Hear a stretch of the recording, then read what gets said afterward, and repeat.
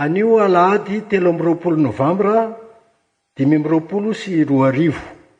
Alahady ny komiti-pirenena miady amin'ny viasy sy ny sidara mivalana retina fandaharana iombonana eo anivon'ny fiangonan'i Jesoa Kristy eto Madagasikara.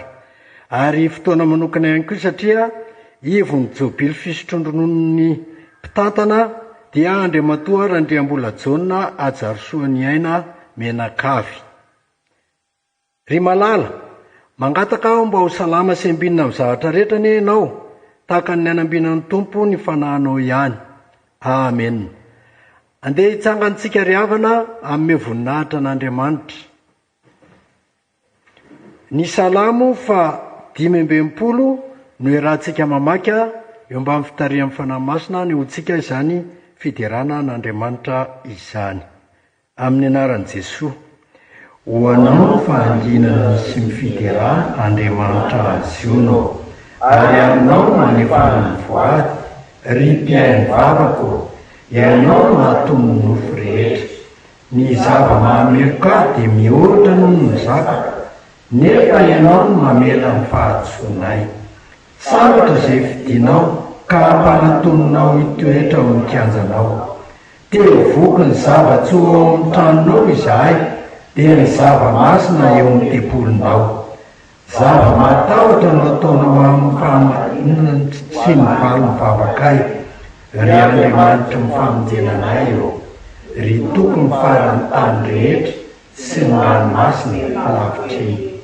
Mampiorina ny tendrombohitra amin'ny ely izy, misikina fahatanjahana izy. Mampitsahatra ny firondronan'ny ondran-dranomasina izy sy ny fitavatavana firenena. Dia matahotra noho ny famantaranao ny mponina any am-pahalan-tany. Ny any amin'ny fipisahan'ny maraina sy ny hariva no apobenao. Mamanga ny tany ianao ka mahamando azy. Mampavokatra azy betsaka ianao. Ny onon'Andriamanitra dia tondra-drano. Mamboatra vary ho an'ny olona ianao, fa izany no famboatra ao ny tany. Ampika ny tany voasa ianao ka mampiravina azy. Ranomorana mivatravatra no amitosanao azy. Mitahy fitsomohana ianao, satrohanao voninahitra ny taona fitahinao, ary ny dianao tetemenaka. Voton-drano ny fiandrasan'ny ondry any anefitra, ary misikina fifaliana ny avoana. Rakotra ondry ny sa, ary voasarona vary ny voasa. Miompy izy, eny mihira koa. Amen.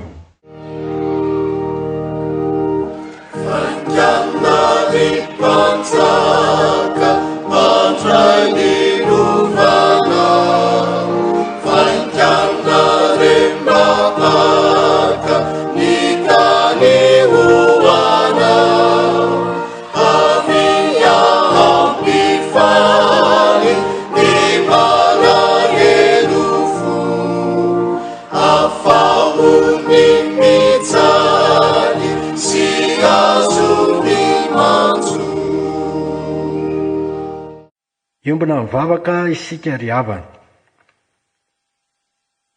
Ry Tompo Andriamanitra ry zanaka fanahy masina, mpandahatra endry amin'ny fiainanay ianao. Anao Jehovah ny tany izay rehetra eo aminy, izao rehetra izao sy mimponinao aminy. Sotranao izay noho ny fitantananao amin'ny fiainanay, fiainan'ny fiangonana, amin'ny fiainan'ny firenena, amin'ny fiainan'ny fianakaviana, ny fiainan'ny isam-batan'olona. Koa indreto izay ry Tompo, tianao hiavao hatrany eo am-piandrasana ny fiavianao. Saotra tamin'ireo asa lehibe ny tanterahanao, indrindra teo anivon'ny komiti-pirenena miady amin'ny viasy sy ny sidara mivalana retina. Saotra tamin'ireo dingana lehibe ny tanterahan'ny fiangonana, tamin'ireo ambaratonga ampitondrana sy ambaratonga andavitra samy hafa.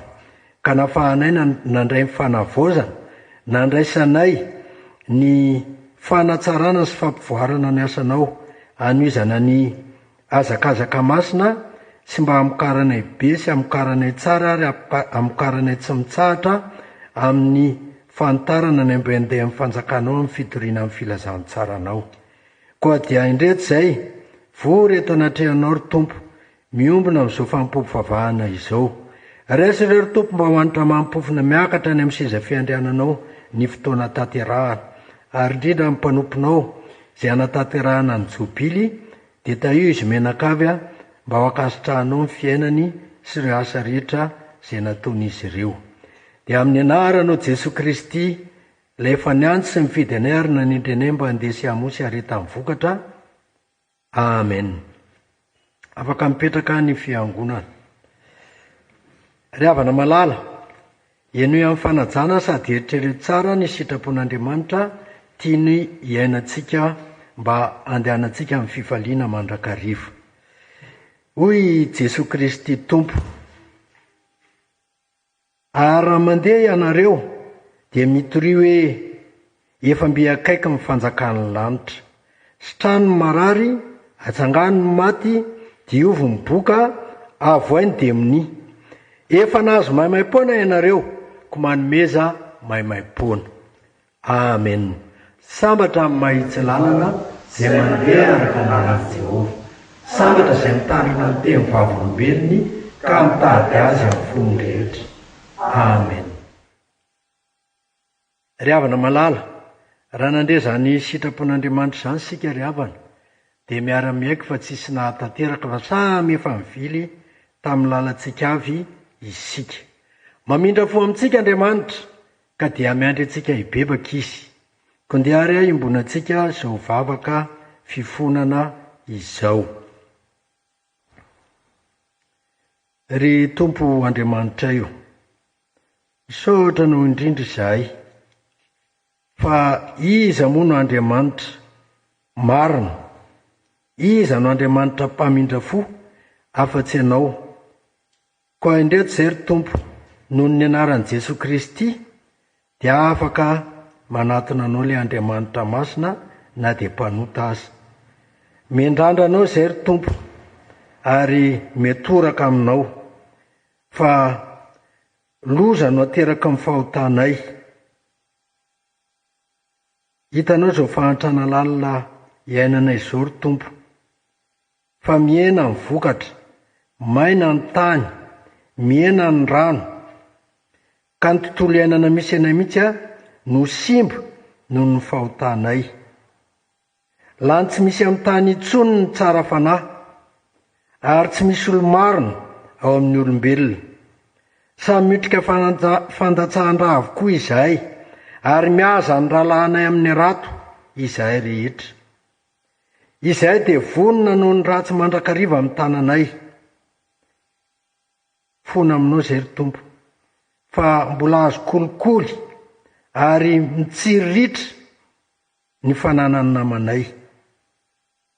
Tompo, na dia ny tsara indrindra eo aminay ara dia toy ny roy, ary na dia mahitsy indrindra eo aminay dia ratsy noho ny fefitsilo, ary ny andro ny pitilinay dia hovalianao. Tompo, fona aminao izahay, fa tsisy mahatoky izay na dia amin'ny namanay aza, na dia ny sakaiza mahatoky aza dia mivady. Tsy mahay miambina amin'ny vavanay izay fa miteniteny foana, mitety manaratsy ny namanay, ary tsisy mahatana ny tsy ambaratelo izahay. Zany dia tafapaka na dia amin'ny fiainan'ny mpivady, ka na dia ny andefo-mandry aza dia tsy mifampatoky intsony, fa firifiry ny fianakaviana mikorotana. Ny zanaka lamana mahavon'ny rainy, ny zanaka vavy mitsangana nohitra ny reniny, ary ny vinaty vavy dia mifanohitra amin'ny rafozana. Ary ny ankonan'ny olona ihany aza dia lasa tonga fahavalony. Maika moa ry Tompo ny fahasimbana sy ny faharatsiana eo amin'ny fiarahamonina, izay mitarika hatramin'ny fahasimban'ny tontolo iainana, ka mahatonga anay ho sepotra na ny fonay na ny fanahinay na ny tenanay. Tsy avy miaina izay satria ny alan'ny fahasoavanao. Vonjeo re izay ry Tompo, amin'ireo fo izahay, sy trano izay amin'ny aretinay, ary efa ao amin'ny eloka mampahotanay rehetra. Mangina eo anatrehanao izay ry Tompo, fa ianao ny Tompo amin'ny fahamarinana, fa izay kosa ny Tompo no mizaka amin'ny fangahiaizana. amin'ny anaranao Jesosy ty anay, ilay mividy anay lafo tamin'ny rahanao. Amen. Ry havana malala ao amin'ny Tompo. Rehefa ny aiky mifahotantsika sika dia matoky sy marin'Andriamanitra ka mamela ny elontsika noho ny anaran'i Jesosy. Koa manasanao ampanajana mba hitsangana andray amin'ny famelan-keloka izay atolotr'Andriamanitra amin'ny anaran'i Kristy. Nitondra ny herentsika tokoa izy sady mivesatra ny fahorintsika. Nefa izy dia voalefina noho ny fahadosoantsika ary ny dikapoka taminy nahazo tranana antsika. Isika rehetra dia samy efa nanitahaka ny ondry, samy efa mivilo amin'ny lalantsika avy isika rehetra, ary nataon'i Jehovah niatra taminy avokoa ny elontsika rehetra. Noho izany ary dia ambara fa voavela ny elokareo noho ny anaran'i Jesosy Kristy Tompo. Aleloia. Amen. Sambatra ny olona izay voavela ny elony sy voasarona amin'ny fahotana. Sambatra ny olona izay tsy sain'i Jehovah eloka ary tsy misy fitaka amin'ny fanariny.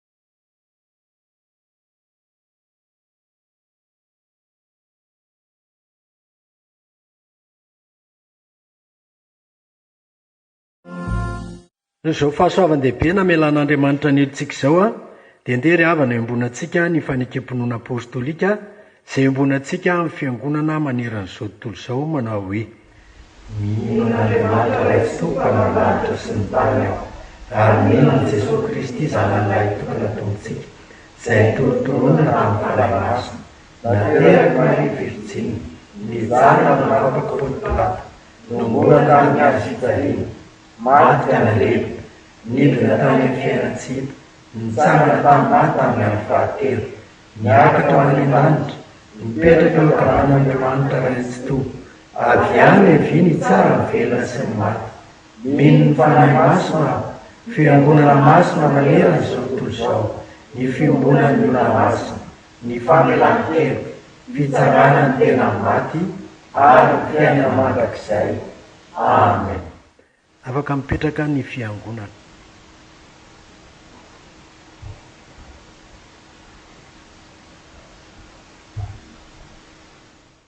Miarahaba isika rehetra androany, anio ny alahady ny KPMSV FJKM.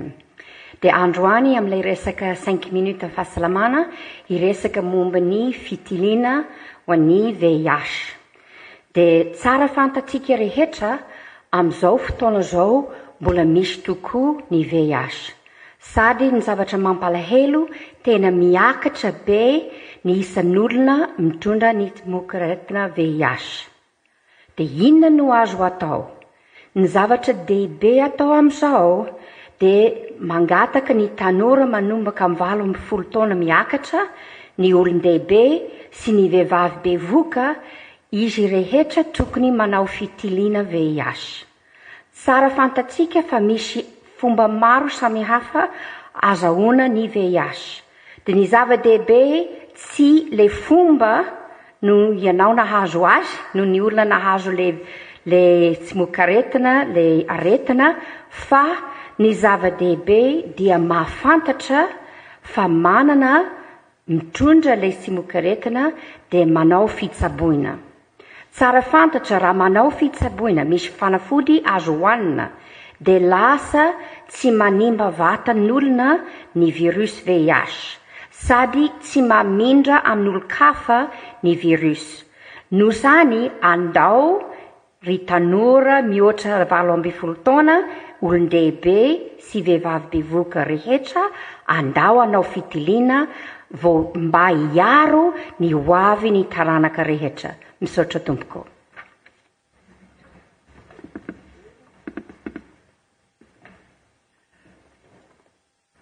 Ry havana malala, tonga amin'ny fotoana fankalazana ny tenin'Andriamanitra isika, koa dia hanatanteraka izany ary eo mpanompon'Andriamanitra tompon'anjara.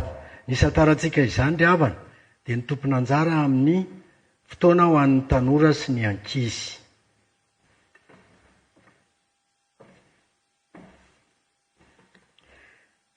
Miaraba ny ankizy sy ny tanora rehetra, izay manatrika izao fotoana izao ary miaraka miombona amin'ny mpifaliana ihany koa amin'ny alalan'izao fampom-pivavahana izao.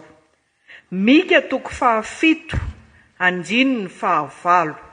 Mika toko 7, andininy 9.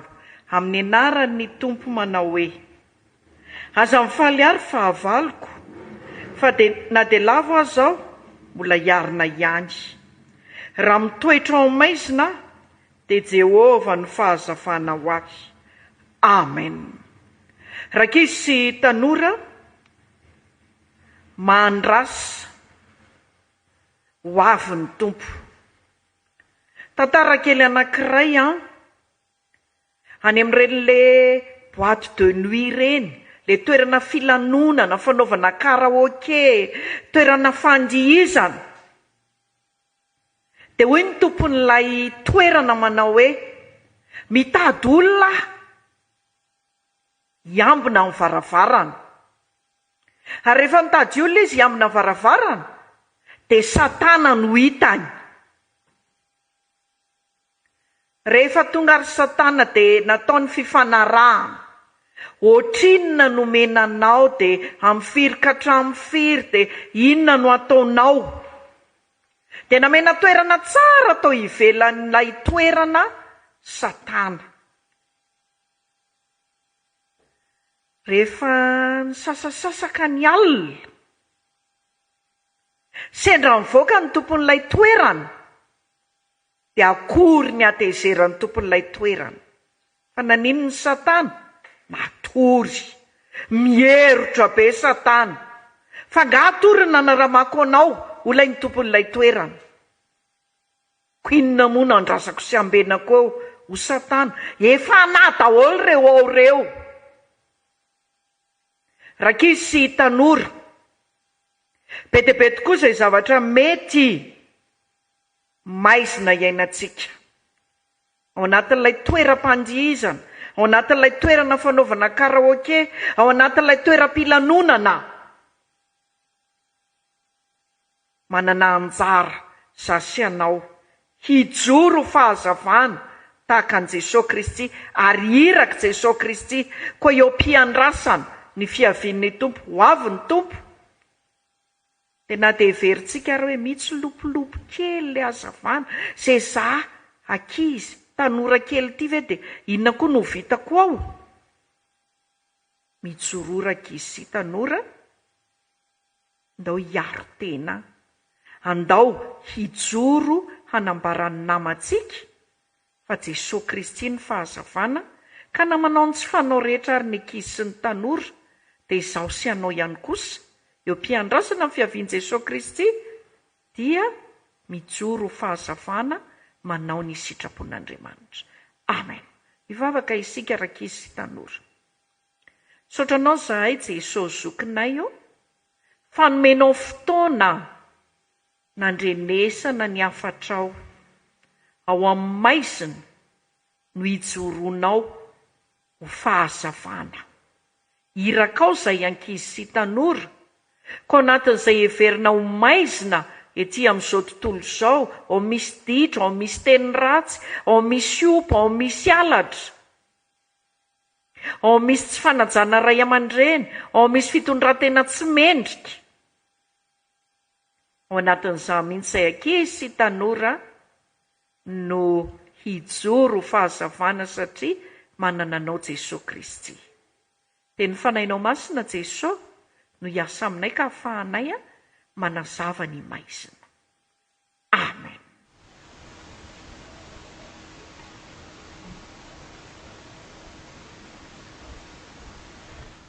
Manoho ny fankalazana ny tenin'Andriamanitra isika ka dia anatanteraka mivavaka sy mifamakiana ny teny ireo mpanompon'Andriamanitra.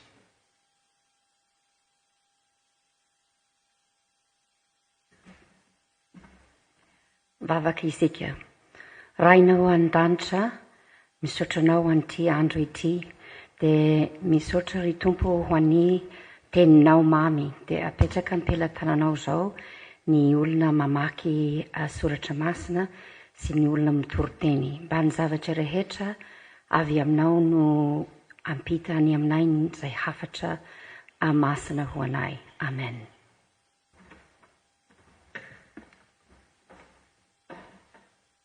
Amaky ny soratra masina isika ry havana arak'izay hita ao amin'ny bokin'ny Mika. Mika toko 7. Mika toko 7, andininy 7 ka hatramin'ny 10. Mivaky toy izao amin'ny anaran'ny Tompo. Fa izao kosa dia nandrandra an Jehova. Eny, iandry an'Andriamanitra ny famonjenay aho. Andriamanitra no hiaino aho. Aza mifaly ary fahavaloko. Fa na dia lavo aza aho, mbola hiarina ihany. Raha mitoetra ao amin'ny maizina aho, dia Jehova ny fahazavanao aho. Ny fahatezeran'i Jehova dia heretako ihany. Fa efa nanota taminy aho. Ambara-pandahan'ny teniko sy anomezany rariny ho aho. Amoaka ahy ho amin'ny mazava izy, ka ho faly aho mahita ny fahamarinany. Dia ahita izany ilay fahavaloko, ka ho saronan-kenatra. Dia ilay nanao tamiko hoe, aiza izay Jehova Andriamanitra ao? Ho faly mahita azy ny masoko. Ankehitriny dia ho fanitsakitsaka toy ny fotaka eny an-dalambe izy.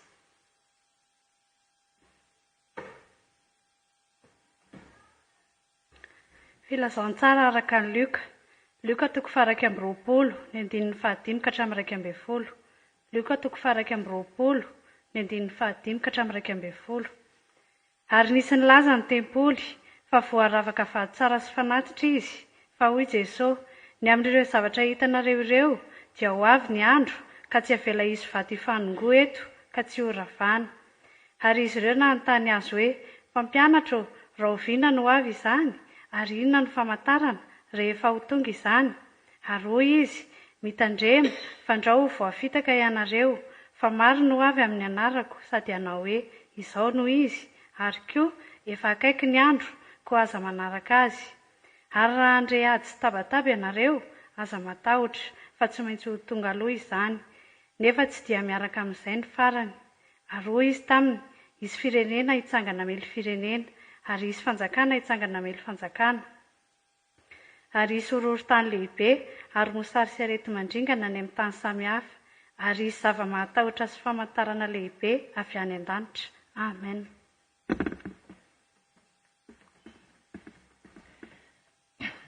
Epistily voalohany soratan'i Jaona toko 2, raisina amin'ny andininy 420 hatsaratra amin'ny andininy 720. Jaona voalohany toko 2, andininy 420 ka hatramin'ny 720. Ary ny aminareo dia izay farenareo hatramin'ny voalohany no aoka hitoetra ao anatinareo. Raha mitoetra ao anatinareo izay farenareo hatramin'ny voalohany, dia toetra ao amin'ny zanaka sy ny ray kosa ianareo. Ary izao no teny fikasana izay nataony tamintsika, dia ny fiainana mandrakizay. Izany zavatra izany no voasoratra taminareo ny amin'ny mamitaka anareo, ary ny aminareo dia ilay ositra ny raisinareo taminy no mitoetra ao aminareo, ka tsy mila ampianarin'olona ianareo, fa satria ny ositra avy aminy no mampianatra anareo ny zavatra rehetra, sady marina fa tsy lainga izany, dia tomoera ao aminy ianareo araka ny nampianarany anareo. Ary ankehitriny anaka, tomoera ao aminy mba hananatsika fahasahiana raha iseho izy, ka tsy homenatra eo anatrehany amin'ny fiaviany.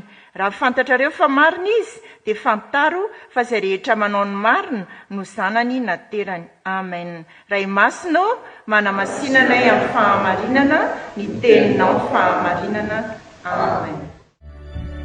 Nami ni teninao, Jehova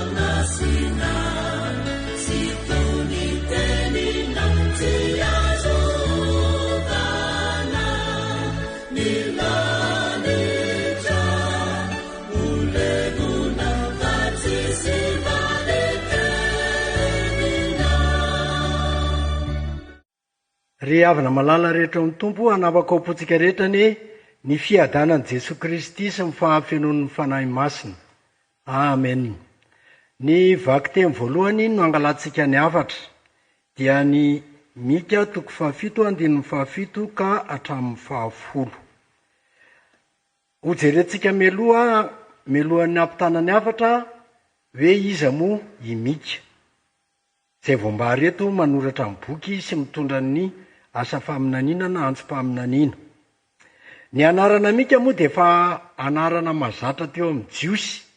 Ohatra ny anarana amin'ny androntsika izao hoe Aja, Vero, Entso, Sarobidy. Ka misy zany Mika hafa voambary eo amin'ny baiboly eo ohatra zao any amin'ny tantara Mpanjaka faharoa 2:20, ny Mpanjaka faharoa 7:20. Dia mpaminany tamin'ny andron'ny Ahabo, fa reny zany tsy nanoratra. Fa i Mika voambary eto kosa dia ilay Mika zay nirahan'Andriamanitra aminany teo amin'ny fanjakana atsimo, satria mivaky roa moa ny fanjakana. Dia teo amin'ny fanjakana atsimo izy zany hoe fanjakana Joda no naminany. Fa nisy fotoana ihany koa izy nirahan'Andriamanitra naminany ny amin'ny zavatra mitranga teo amin'ny fanjakana avaratra. Ka vanim-potoana nahavelomany i Mika zay voambary eto zany dia 5:307 taona ka hatramin'ny 700 taona talohan'i Jesosy Kristy. Menotra moa zany ny fanosan'andro fanosana taona talohan'i Jesosy Kristy. 5:307 hatramin'ny 700. Dia nirahana naminany tao amin'ny firenena atsimo izy araka ny voambara teo dia tanàna kely nisy azy fa tsy mbo ny anarandray netiny satria izy olona tsotra. Fa dia niantson'Andriamanitra raha teo koa moa zany namaky azy. Dia le tanàna kely io zany Moreketa no anarany teo akaikin'ny Gata, 30 kilometatra atsimo andrefan'ny Jerosalema. Tao zany izy dia nirahana. Ka izy zany dia iray fiaviana amin'ny Isaia mpaminany, ary nisy vanim-potoana raha dia mitovy ny asandro zareo.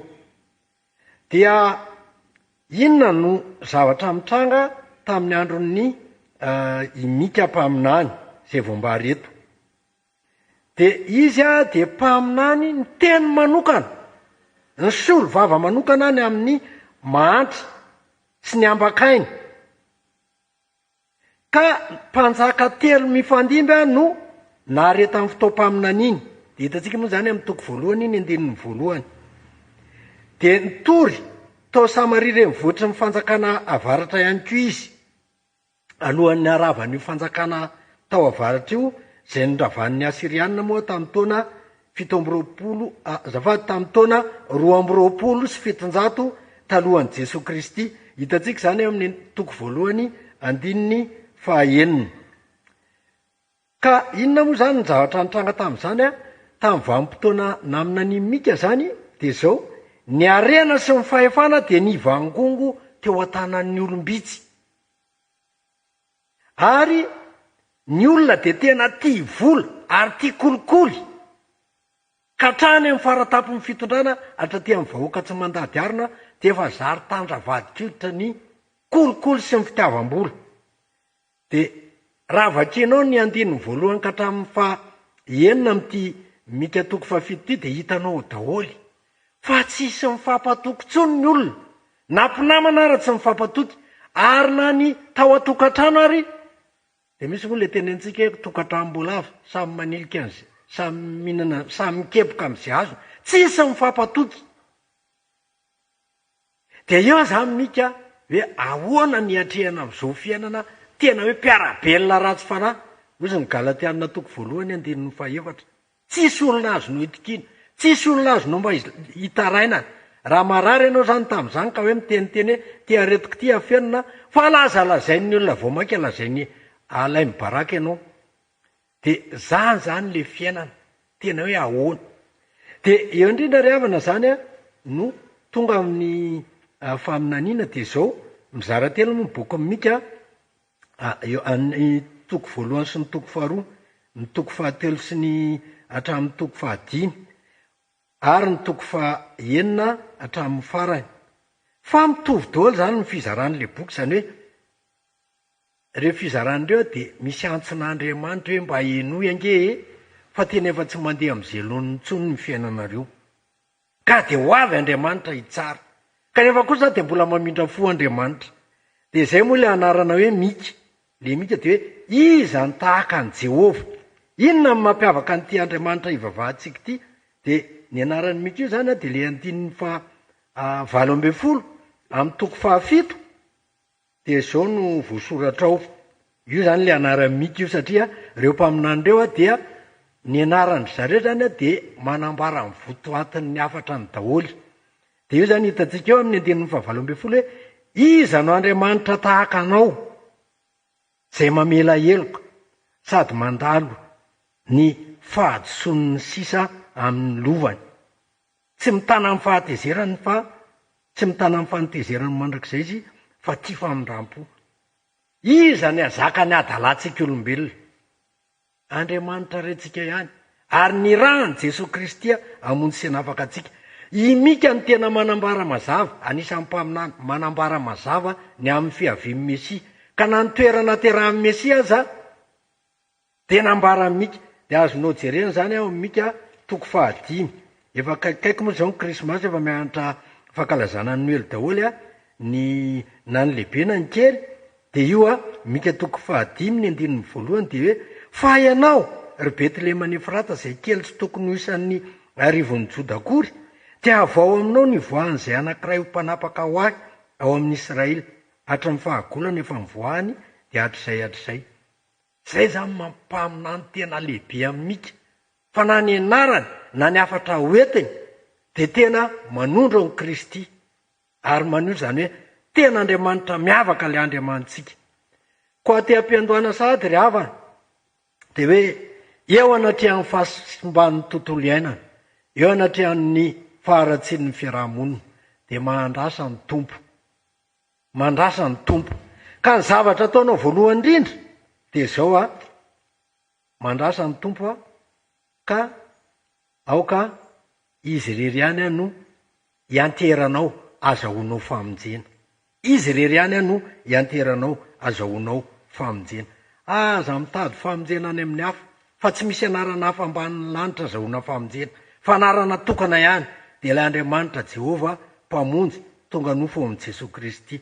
Izay raha tao amin'ny anarany hoe Jesoa Jehova ny mpamonjy. Ary efa nambaratra any amin'ny Mika izany. Ny ahitantsika an'izany ry havana dia ny 7 sy ny 9. Ao amin'Andriamanitra ihany no mitady famonjena. Dia hitanao ao Andriamanitra ihany no iainonao. Eo anatrehan'ny zava-manahirana Andriamanitra ihany no mety miainonao. Ary izy raha miantso mihitsy hoe makanesa ty amiko. Ianareo rehetra izay miasa fatratra sy mavesatra etana, izany no ame anareo fitsarana. Ka indreto ry havana samy manana ny ady atrehantsika sika, samy manana ny fahavalo manafika antsika sika, fa Andriamanitra dia tena miaino anao. Ary izy mihitsy raha manondom-baravarana amin'ny fonao tsy herikerika fa hitodika any aminy, ilaza aminy, andoatra ao amin'ny Jehova ny ao am-ponao, tahaka ny nataondry Daniela, tahaka ny nataondry Davida. Hitantsika izany any amin'ny Daniela toko 7:20, any amin'ny Salamy 2:80, hoe mandoatra ny ao am-po ao amin'Andriamanitra, fa Andriamanitra ihany no miaino anao. Fa ny olona amin'izao fotoana tsy tia miaino. Na dia zavatra manahirana, na ny ray tsy dia miaino intsony ny zanany, na ny renim-pianakaviana, na ny mpivady tsy dia mifampiaintsony, ny ray aman-dreny zanaka tsy mifampiaintsony fa samy mitapy-tsofina daholy. Ary izao dia fotoana ny fitapiana-tsofina mihitsy fa zavatra hafa ny anon'ny olona. Fa ianao zany dia ao amin'Andriamanitra ihany no misy mifamonjena anao, fa izy no miaino anao. Inona koa ny endrika famonjena tolotry ny tompo? Dia izy rery ihany no manala anao amin'ny fanafihan'ny fahavalo, amin'ny latsa sy ny fanesoana sy fanenjehana ataony fahavalo. Dia samy teny amin'ny fahavalonao ianao, fa mahery ilay Andriamanitra ao ary manafaka anao izy. Mbola manankolazaina zany ianao eo anatrehan'ny latsa sy ny fanenjehana ataony fahavalo. Ary manarak'izay ry hava, inona koa ny endrika ny famonjena?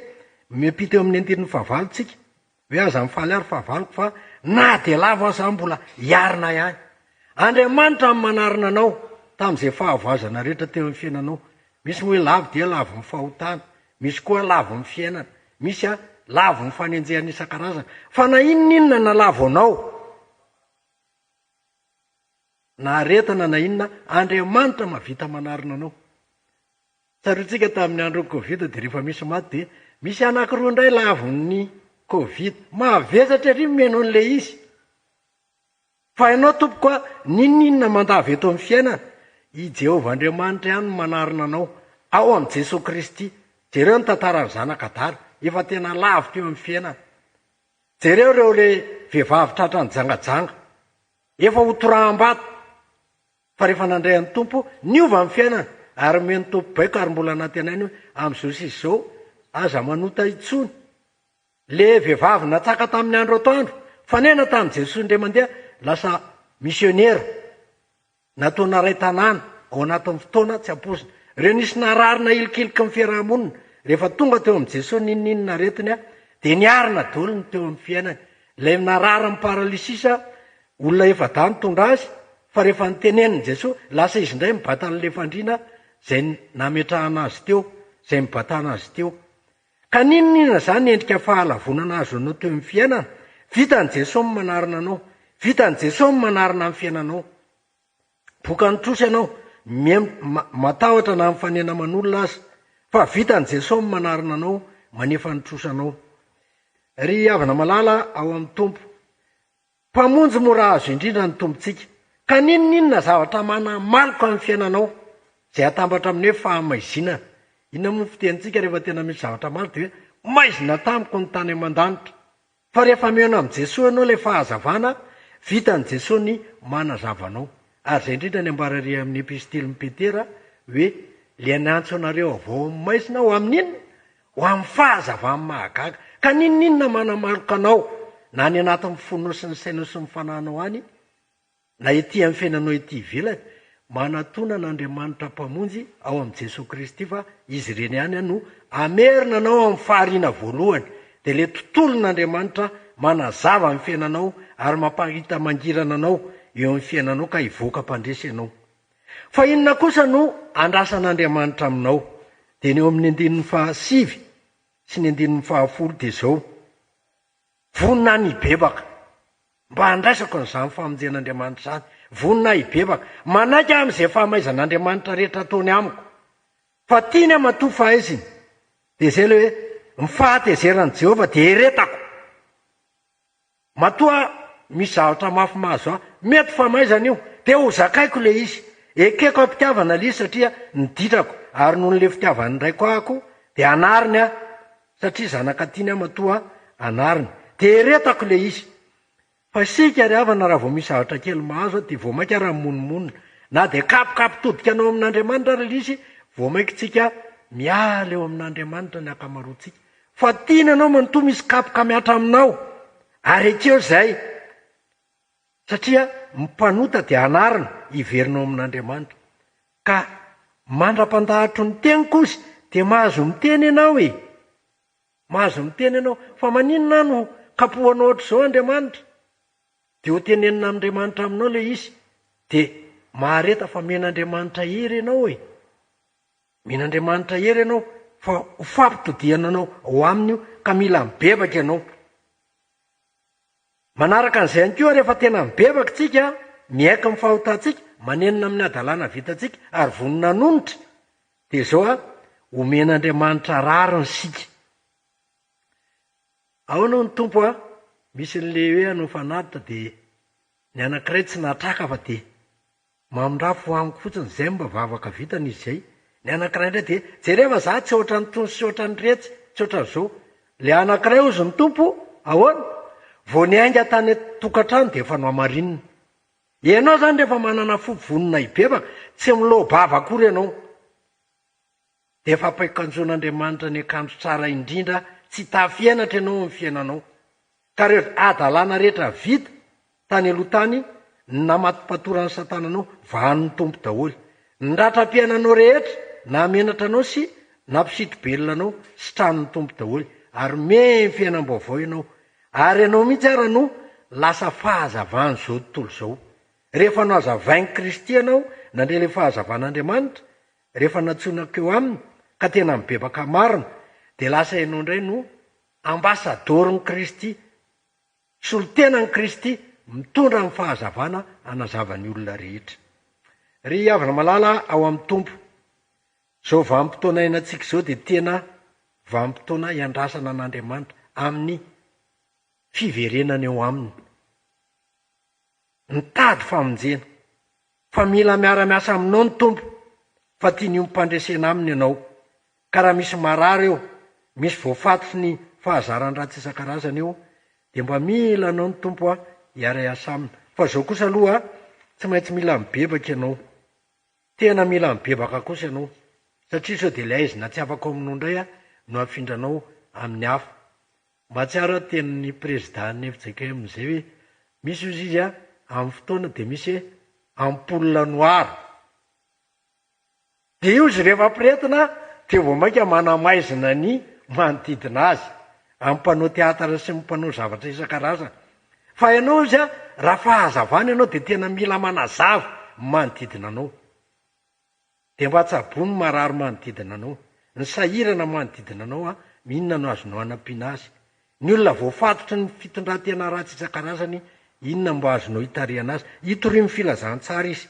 Ary antsika tsara tamin'ny Matthieu 10 ny 15 ka hatramin'ny 17 izay sitrapon'Andriamanitra tamintsika, dia hoe torian'ny filazantsara, roainy dia amin'ny sitrano marary. Matoa ny tompo maniraka anao amin'izany efa omban'ny heriny ianao.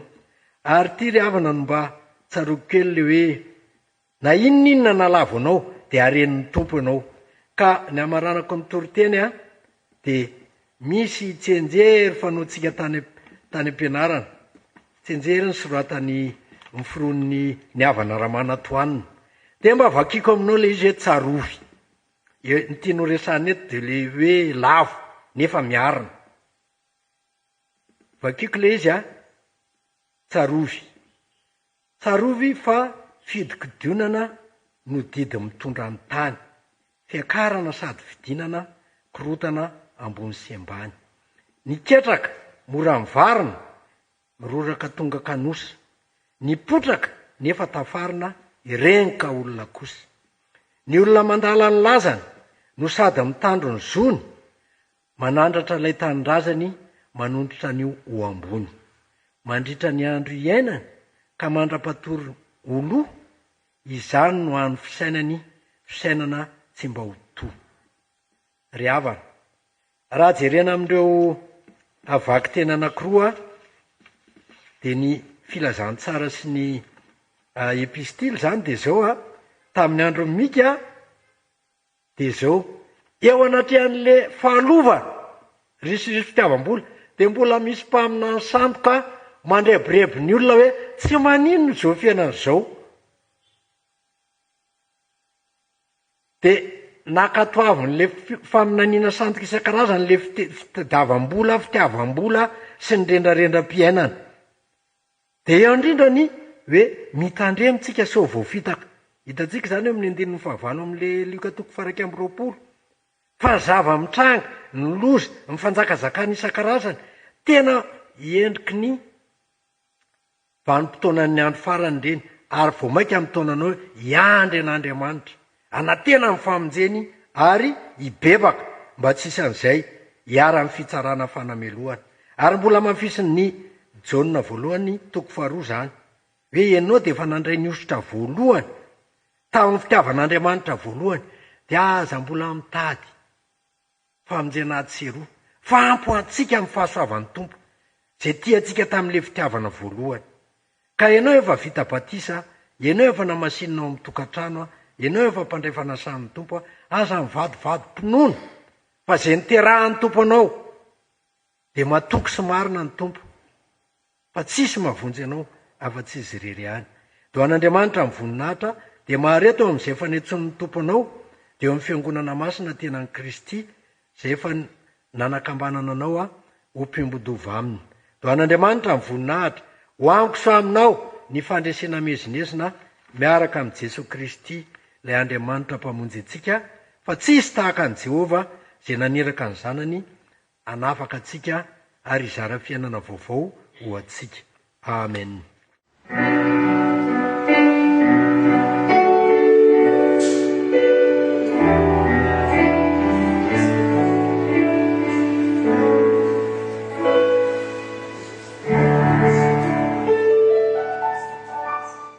Isika misaotranao zahay ry Andriamanitra ray zanaka ary fanahy masina, ny amin'ny teninao nomenao anay, mampahatsiaro anay, mampahafantatra anay, mampahatonga saina anay, fa na dia tsy mifampatoky aza ny olona, na dia manjaka aza ny kolokolo sy ny faharatsiana, ary eo anatin'izany zahay dia antsoinao izahay, iay ny feonao izay Andriamanitra lehibe sy mahery, ary ianao irery ihany no ianteheranay ansoinay famonjena.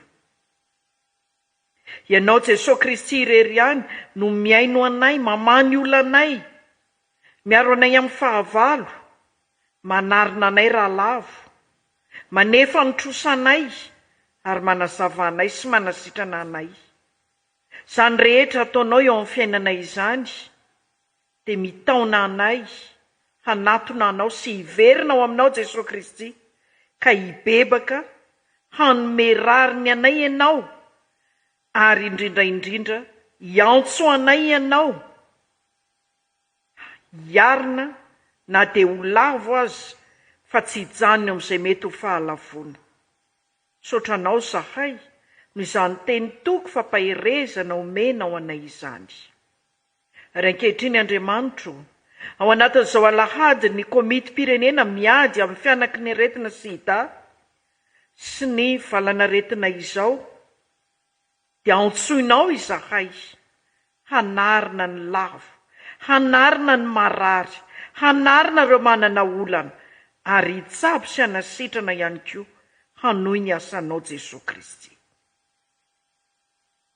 Mankasitraka anao zahay ny amin'ny mpanomponao Randrembola Jaona Haja, izay tonga eo amin'ny vanim-potoana ny fisotrondronono ankehitriny.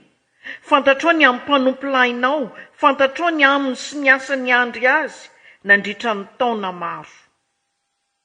Andriamanitro, fantatray sy azonay antoka fa nitahy azy ianao tamin'ny lasa, mbola hitahy azy ianao amin'ny ho avy, araka ny teninao hoe mpanompoko ianao efa nofidiko ka tsy mba hariako. Matoky izany teninao izany, koa ny asay ianao Tompo ao aminy, ao amin'ny ankohonany, eny ao amin'izay rehetra mahakasika azy, ao anatin'izao vanim-potoana andehanany isotro ronono izao. Mahatsiaro ambavaka ny Fiangonan'i Jesosy Kristy eto Madagasikara zahay, tarihan'ny filoha, ny mpitandrina Andriamampianina Zaka Harimasy mianakavy, ireo Brown mpendraikitra fohibe, ny mpendraikitra fohibe, ireo mpanatanteraka rehetra, na eo anivon'ny fohibe na eo anivon'ny synodam-paritany, eny any amin'ny fitandremana. Anao ny fiangonana Tompo, koa antsoinao, baikonao, hanarina ny efa lavo, hanasitrana ny marary, hamaly ny etaeta amin'ny mila vonjy, hamany olonao izay miaina ao anatin'ny olana sy ny toe-javatra maro samihafa, izay mety ahatonga fahakiviana, famoizam-po. Ho marina ny fiangonanao, joro ao anatin'izay mety ho endrika aizina ny fiangonanao, ka tonga olona maro ho ao anatin'ny valanao. Mahatsiaro ambavaka ny fiainan'ny firenenay zahay, ao anatin'ny vanim-potoana ny fanavaozana, fanovana, izay kristianina mihitsy ary ny vahoaka malagasy tsirairay no antsoinao miova amin'ny fanavaozana ny saina, ary aza manaraka ny fanaony izao tontolo izao. Izaho, isika izahay rehetra no antsoinao iova voalohany ka hanana anjara eo amin'ny fanarenana ny lavo, hanova ny toe-tsaina ho any amin'ny tsara kokoa hatrany araka ny sitraponao.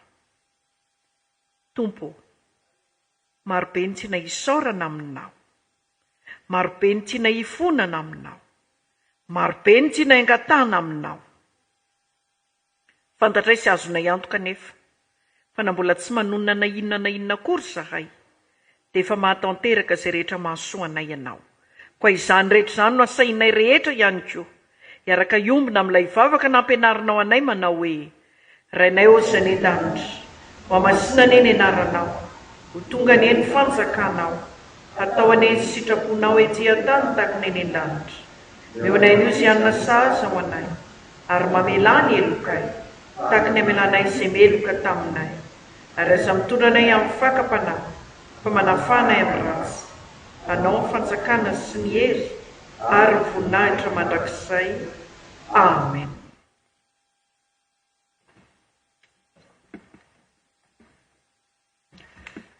Zao dia hovakin'ny solotena mibirao amintsika ny afatra avy amin'ny KPMS Foibe.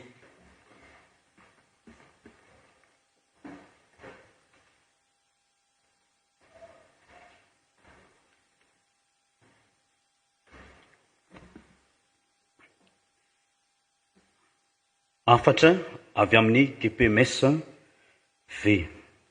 Taratasy pastoraly. Koa amin'izany ry raha malalako dia miorena tsara aza miova ary mahifa be mandrakariva amin'ny asan'ny tompo. Korintianina 1:10 ny 9:20. Fa ataoko ahoana no fijery ny loza anjony fireneko. Estera 5:9 ny 9:1 tapany 1. Ho an'izay rehetra any Roma, mahalala an'Andriamanitra sady voantso ny masina, ho aminareo anie ny fahasoavana sy ny fiadanana avy amin'Andriamanitra raintsika sy Jesosy Kristy Tompo. Amen. Misaotra an'Andriamanitra isika no ny fahavitany synodà lehibe fa 20 izay nentina nanavao ireo mpiara-miasa aminy, hitarika ny vahoaka an'Andriamanitra amin'ny fanohizany ny azakazaka masina sy ny fampitomboana ny fampamokarana eo amin'ny sehatra rehetra.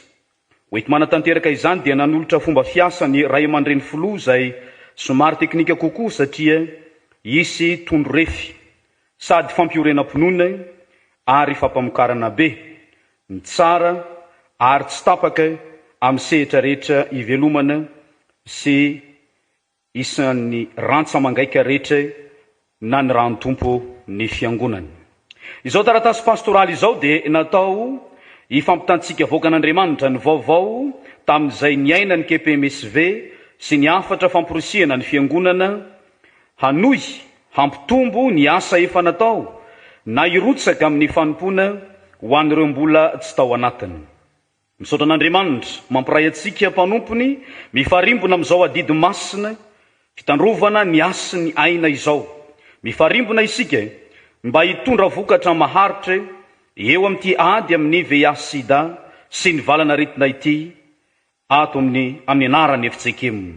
Isaorantsika ireo niara-ny asa rehetra teo amin'ny ambaratongan-drafitra sy ny ambaratonga-pitondranana ndray anjara tamin'ny fanaovana sy fanatanterahana. Ireo fiangonana sy fikambanana na olona na fianakaviana nanoana irarina ny mba hitohy sy hitombo zany fa tsy mitsahatra sy mivelatra ny ambaindain'ny asany KPMSV. Ao anatin'izany ny fanofanana tsy tapaka ny mpiomana mpitandrina amin'ireo toeram-panomanana mpitandrina rehetra, namandry tsara zany, Fianaratsoa Ambatondrazaka, Ivato ary Ambatonakanga. Ao koa ireo toeram-panomanana mpampianatra toy ny FRP sy ny Sefampa, Fiaonana sy Tany Ankazobe ary Imerimandroso Alaotra. Isaorana manokana ny solotenina ny Braon mpiandraikitra Foibe sy ny mpiandraikitra Foibe Pia, ny mpanatanteraka nandray anjara tamin'ny komity Foibe sy ny tondra fanofanana nandritra izany.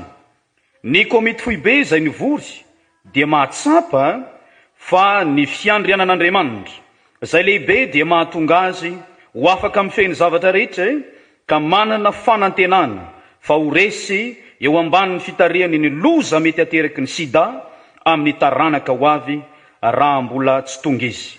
Arak'izany dia mivonona koa isika fiangonana ho fitaovana eo ampelantanany, ho fanandratana ny fiandrianany ka manamafy ny antso ho an'ny vahoakan'Andriamanitra eo anatrehan'ny fiakaran'ny tahan'ny olona mitondra ny tsy mikaretina VIH sida sy ny vokatry ny fandraisana zava-mahadomelona atsindrony sy fohana ny valana aretina samihafa ary ny aretina avy amin'ny firaisan'ny olona mitovy fananahana mba hitandrina sy hijoro ho vavolombelo ny Kristy amin'ny alalan'ny fitondratena madio, manentana ny fiangonana andray andraikitra mifanaraka amin'ny fisorohana sy tandremana ny valana aretina misy, mampahery hatrany ny fananganana sy fameloma-maso ny KPMSV eo anivon'ny synodam-paritany sy ny KPMSV eo anivon'ny fitandremana, manohy ireo fanofanana samihafa sy fiandrehana ny asa mivantana eny fotony, manentana ny fanaovana vaksiny amin'ny tany feno ho an'ny zaza sy ny reny mitondra vohoka, ho fitsinjovana sy faneom-pitiavana ny taranaka, antoky ny fahasalamana sy mampihena ny fandaniana ara-pitsaboana, fiarovana ny hafa indrindra ireo marefo ara-pahasalamana, mariky ny fandraisana andraikitry ny ray aman-dreny amin'ny zanany, ho tohizana trany ny fiaraha-miasa amin'ireo sehatra hafa miady amin'ny VIH sida sy ny valana aretina samihafa. Ny fifandraisana amin'ny KPMS dia ny kpms.fjkm@gmail.com sy amin'ireo finday ireto dia ny mpitandrina Razafy Mahatratra Jean William 034 20 477 16 ny 033 14 477 16 ary ny 032 07 536 86. Miara-miomana amin'ny fiavian'i Jesosy Kristy mpamontsy lay mitondra fahazavana isika ary mangataka aminy andavorary ny zara fanompotsika amin'ny alalan'ny fampopovavahana isa-pitandremana amin'ny liturjia iombonana avoaka ny komity foibe KPMSV zay atao ny alahady 13 novambra 2022 ity. Isika nandray ny fahazavan'i Kristy no irahina hanohy ny asany mba ho fahazavany zao tontolo zao. Raha sendra misy ny fotoana mifanindrya dia afaka manendro fotoana hafa ary hanasana antsika ny fanarahana ny fandarana asa vavolombelona ao amin'ny radio fahazavana amin'izao alahady zao sy ny isaky ny alatsinainy fahatelo amin'ny volana amin'ny fitora sy 5:30 minitra arivo. Dia manantena antsika rehetra mba handray anjara mavitrika amin'ny hetsika ady amin'ny VIH sida zay fanao isan-taona manerana izao tontolo zao mandritra ny andro raisam-pirenena iadina amin'ny VIH sida isaky ny voalohan'ny volana Desambra. Ho tanterahana amin'ny FJKM Ikanja fiderana Mbomanga kely dia amin'ity alahady 17 ny volana Novambra ity amin'ny 10 maraina ny ivon'ny jobily fisotrondronono ny ray aman-drentsika dia ny mpitantana eo anivon'ny KPMSV Andriamatoa Andriambola-Jaona Ajarysony aina zay tarihiny foibe FJKM hanasana tsika rehetra indrindra zany. Raha sitrapon'Andriamanitra dia ho tanterahana eto Madagasikara ny 13 ka hatramin'ny 17 febroary 2022 ny fivorimbe raisa-pirenena ataon'ny ASAP African Christian Health Association Platform na fikambanana kristianina eto Afrika manao momba ny fahasalamana isika FJKM zay andray anjara izany na andray izany koa mangataka ny fitondrantsika ambavaka dia tahaka ny azo ambolena eo amoron'ny rano velona izy zay mamoa amin'ny fotoany ny raviny koa tsy mba malazo ary ny asany rehetra dia ataony lavorary avokoa salamo voalohany ny 17 ary ho an'izay maharo anareo mba tsy ho tafitohina ary ametraka anareo tsy anatsiny eo anolohan'ny voninahiny amin'ny firavoravona Joda 420. Ho an'Andriamanitra ireriany ny voninahitra. Ny filohan'ny KPMSV FJKM Andriamatoa Razafy Mahatratra Jean William mpitandrina FJKM.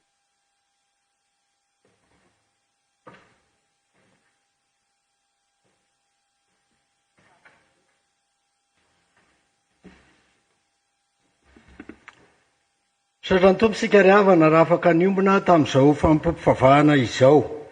Amarana ny fotoana sika ka ry tsangantsika amin'izany famaranana ny fotoana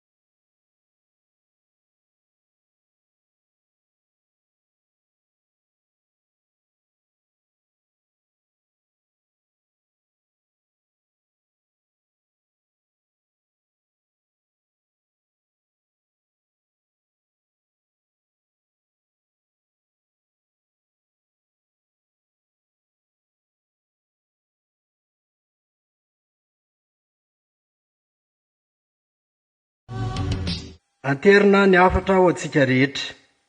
Fa ataoko ahoana ny fijery ny lozanjon'ny fireneko, mahay fahabe mandrakariva amin'ny asan'ny Tompo. Amen. Tanteraka amintsika rehetra ny tsodrano izay tononona sy atolotra amin'ny anaran'i Jesosy Kristy. Andriamanitra ny fiadanana ny hamasina anareo samy tanteraka, ka karovana avokoa ny fanahinareo sy ny ainareo ary ny tenanareo ho tanteraka tsy anatsiny amin'ny fiavian'i Jesosy Kristy Tompo. Mahatoky ilay faniantsy sy mifidy anareo, ary izy ihany no mahatanteraka izany. Amen. Aoka hipetraka amin'ny fiangonana anao vavaka mangina.